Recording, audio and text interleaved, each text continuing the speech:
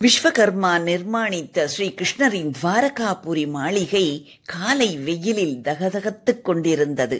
அனுஷ்டானங்களை முடித்துவிட்டு தன் 8 மனைவிகள் புடைசூழ அமர்ந்து அளவளாவிக் கொண்டிருந்தார் ஸ்ரீகிருஷ்ணர். அப்பொழுது ஜட்டாமுடி கையில் தண்டு கமண்டலம் ஏந்தி தவக்கனல் ஒளிரும் முனிவர் ஒருவர் அரண்மனைக்குள் நுழைந்தார். ஸ்ரீகிருஷ்ணர் எழுந்து மேலாடையை இடுப்பில் கட்டிக்கொண்டு கூப்பிய கரங்களுடன், ஐயனே, வரவேண்டும் வரவேண்டும். தர்மாத்மாவான தங்களது பாத தூளியால் இந்த அரண்மனை புனிதமடைந்தது என்று அவரை வரவேற்றார். கண்ணனின் மனைவியரும் முனிவரை வணங்கி ஆசி பெற்றனர். முனிவர், கேசவா, அடியேனுக்கு இன்று தங்களது அரண்மனையில்தான் பிக்ஷை. பசி மிகுதியாக உள்ளதால் தாமதமின்றி அன்னம் படைத்தால் பரம திருப்தி அடைவேன். தயாராகட்டுமே, அதற்குள் அடியேன் சென்று நீராடிவிட்டு வருகிறேன் என்று கூறிச் சென்றார்.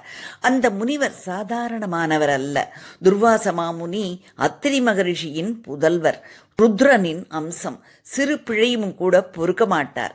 சினமும் சாபமும் பொத்துக்கொண்டு வரும் அவருக்கு. இப்படிப்பட்ட துர்வாசர் தங்களது அரண்மனையில் உணவு உண்ண விருப்பம் தெரிவித்ததால் கண்ணனின் தேவியர் சற்றே பயந்தனர். கண்ணனும் துர்வாசரின் கோபத்திற்கு ஆளாகாமல் விருந்து இருக்க வேண்டும் என்று கூறியது அவர்களை மேலும் சங்கடத்தில் அழுத்தியது. இருந்தாலும் எல்லாவற்றிற்கும் சர்வ வியாபியான ஸ்ரீ கிருஷ்ண பரமாத்மா இருக்கும் பொழுது நாம் ஏன் வீணாக சஞ்சலப்பட வேண்டும்? அவர் பார்த்து கொள்வார் என்று திடமான நம்பிக்கையுடன் உணவு சமைக்க முனைந்தனர். என்ன ஆச்சரியம்! அடுப்பு பற்ற வைத்தது தெரியவில்லை. வேலைகள் மளமளவென நடந்தன.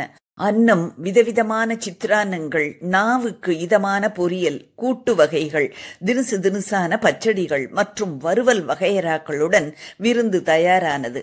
அந்த உணவை மோப்பம் பிடித்தபடி அங்கு வந்த ஸ்ரீகிருஷ்ணர், ஆஹா, என்ன மனம், என்ன மனம்! காத தூரத்திற்கு அப்பாலும் வீசும் போல் உள்ளதே. உங்கள் கை பக்குவமே தனி. ருசிக்க என் மனம் தூண்டுகிறது என்று கூறி மனைவியர் 8 பேரையும் ஏறிட்டு நோக்கினார் கிருஷ்ணர். பட்ட மகரிஷிகள் எவரும் பதில் பேசவில்லை.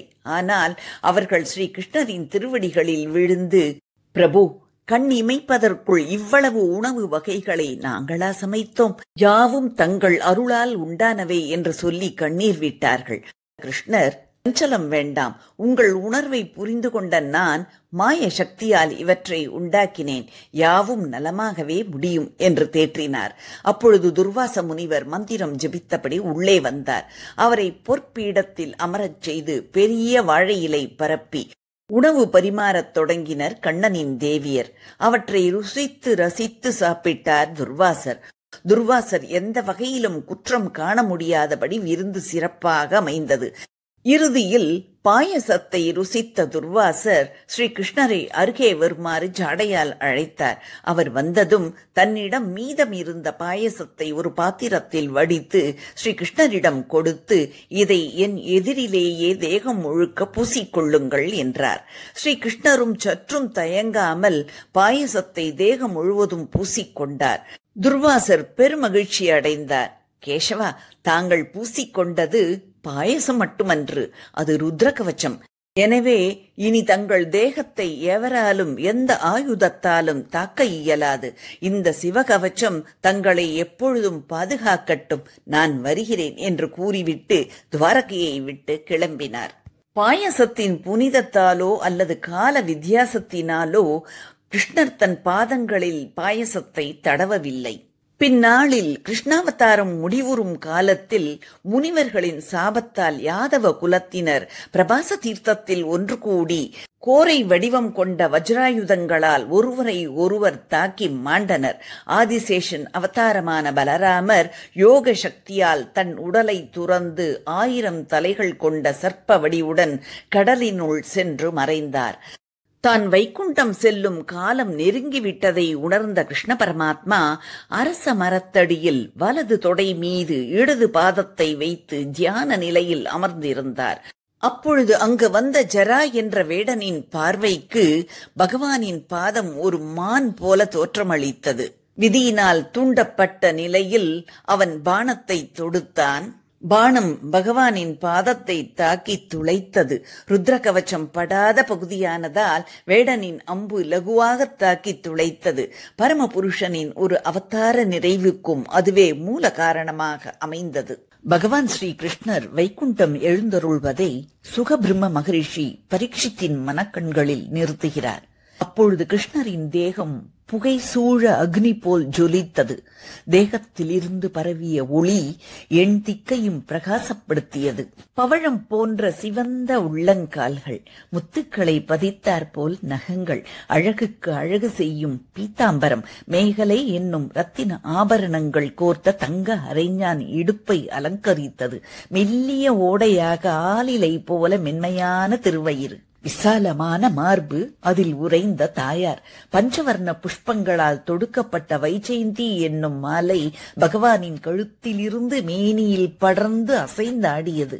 பச்சை பசேல் என்று துளசி மாலையின் சுகந்தமும் மார்பு சந்தனம் பரப்பிய நறுமணமும் அந்த பகுதியையே கமழ வைத்தன. கழுத்தில் தொங்கும் கௌஸ்துபம் என்ற சிறு மணியும் தோள் வளையங்களும் திண்மையான புஜங்களிலே கங்கணங்களும் கம்பீரத்தை கூட்டின. நீண்ட விரல்களுக்கு மெருகூட்டின மோதிரங்கள், சுருண்ட கேசங்கள் தோளில் புரள பிரகாசமான முகம், அங்குமிங்கும் அலையும் தாமரை போன்ற கண்கள். அவை பொழிவிக்கும் கருணையை விவரிக்க வார்த்தைகள்தான் இல்லை. தீர்க்கமான நாசி, கோவைப்பழ உதடுகள், விசாலமான நெற்றியில் துலங்கும் கஸ்தூரி திலக்கம், காதுகளில் கிணுகிணுக்கும் மகர குண்டலங்கள், சிரசில் ஜோலிக்கும் ரத்ன கிரீடங்கள், இவைகளெல்லாம் வெறும் வார்த்தைகளுக்கு அப்பாற்பட்ட எழில் கோலம் காட்டின. சதுர்புஜங்களில் சங்கு சக்கரம் கதை தாமரை என ஏந்தி நிற்கும் கம்பீர தோற்றத்தை, அந்த மங்கள மூர்த்தியை ஜரன் என்னும் வேடன் கைகூப்பி தரிசித்து திகைத்து கிடந்தான். மாபெரும் போர்களில் அனாயாசமாக எதிரிகளை துவம்சம் செய்த பகவான் இங்கு என் சிறு அம்புக்கு கட்டுப்படுகிறாரே என்ற விந்தையை எண்ணி கண்ணீர் விட்டான். பகவான் அவனுக்கு பாகவத தர்மங்கள் அனைத்தையும் உபதேசித்தார். நிறைவாக, ஒன்றும் கவலைப்படாதே ஜரா, நான் விரும்பியதைத்தான் நீ செய்திருக்கிறாய். மகா புண்ணியசாலிகள் சென்று சேரும் ஸ்வர்கலோகத்திற்கு நீ போவாய் என்று ஆசியளித்தார்.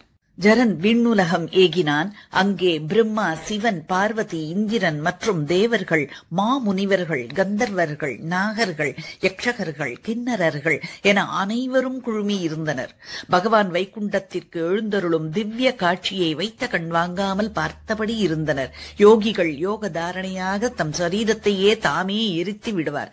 ஆனால் பகவானோ மங்களமான திருமேனியோடே வைகுண்டத்திற்கு புறப்பட்டார். வானத்தில் துந்துபிகள் முழங்கின, மலர்கள் மாரியாக பொழிந்தன. சத்தியம், தர்மம், தைரியம், கீர்த்தி, ஸ்ரீதேவி ஆகிய பெரும் சக்திகள் பகவானை தொடர்ந்தன.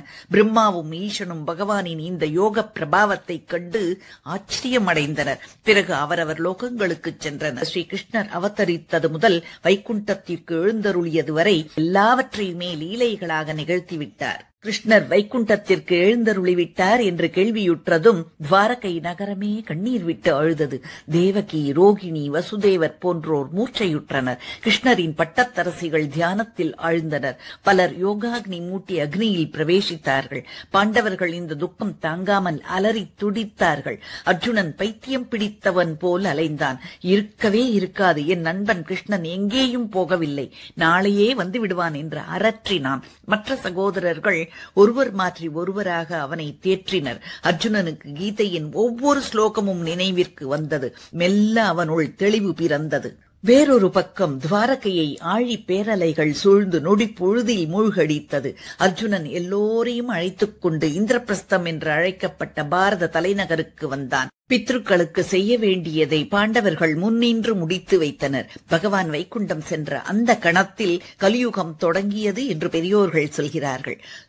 ஸ்ரீ கிருஷ்ண கோவிந்த ஹரே முராரே, हे नाथ नारायण वासुदेवा, श्री कृष्ण गोविंद हरे मुरारे, हे नाथ नारायण वासुदेवा, पितुमात्र स्वामी साका हमारे, पितुमात्र स्वामी सका हमारे, हे नाथ नारायण वासुदेवा।